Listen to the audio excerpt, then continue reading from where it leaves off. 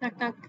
Hi there, my name is Ashley Watts. I'm a student physical therapist at the University of St. Augustine. I'm here for Mrs. Jones. Are you a family member? Her husband. Okay. Hi, Mr. Jones. Nice to meet you. Can you confirm your wife's name and date of birth for me? Thank you. Mr. and Mrs. Jones, how are you two doing today? I understand Mrs. Jones just had a cabbage done. Is that correct? How is she doing today? I spoke with her doctor and they gave us the go ahead to start getting her moving. Is that something you'd be up for?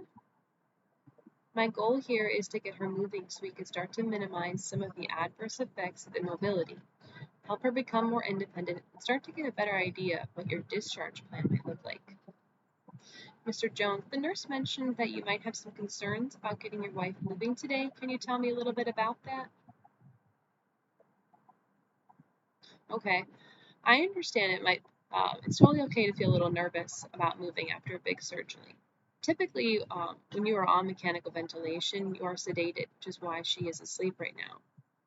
She does have some lines and some machines. I'm here to help manage those and keep her safe. I read through the chart and she's been on mechanical ventilation for 2 days now. Does that sound correct? Okay. Has anyone talked to you about mechanical ventilation? All right. So being on mechanical ventilation means that there's a machine that is helping you to breathe because at this time you aren't able to do so on your own. This machine gives you oxygen, helps to remove carbon dioxide, and helps to prevent your lung from collapsing. She is medically stable, and mechanical ventilation means it is safe to proceed with therapy in the bed today, but I will be monitoring her closely.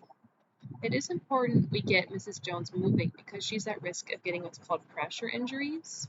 So when you're sitting in the bed for too long, you can start to develop wounds. Sitting at the edge of the bed, which is what my plan is for today, is a good starting point to hopefully start to work towards getting back to where she was before. The longer you stay seated in one position, you are at risk of developing wounds. These can occur at your sacrum, just like your lower back, the heels, and the back of your head, especially while laying down. There is long-standing evidence that shows prolonged length in bed can result in what's called deconditioning. This is from a study titled Expert Consensus and Recommendations on Safety Criteria for Active Mobilization of Mechanically Ventilated Critically Ill Adults. This was published in 2014. It is clinically proven that patients who begin with early mobilization while in the ICU will have a better level of function at discharge. This is from a study titled Impact of a Progressive Mobility Program, Functional Status, Respiratory and Muscular Systems of ICU Patients, a randomized and controlled trial, published in 2020. We aren't there yet, but hopefully as her therapy progresses, we could get her out of bed. This same study showed starting to implement sit to stand, which is sitting at the edge of the bed, and then to a standing position, as well as walking, can show a potential to decrease the amount of time spent in the ICU. I also want to bring to your attention something called delirium, which can be common after having a coronary artery bypass graft, the cabbage that your wife had. What this means is your cognition can decline after surgery. Something to be on the lookout for are symptoms of confusion, disorientation, agitation, or hallucinations.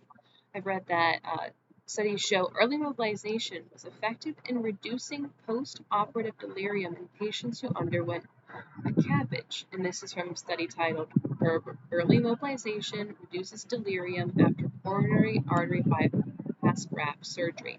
This was published in 2020. As for her husband, that's just something I want to bring to your attention to help you understand just how important early mobilization is in the ICU. Here's my plan for today. I'd like to see how she is moving in the hospital bed, and then with my help, we're going to get her seated at the edge of the bed. We won't be getting out of bed today, so this is my first time seeing her. From there, we'll take a look at her vitals and see, and if those look good, we can discuss how I think we should progress moving forward. Do you have any questions or concerns for me? Okay. Thank you.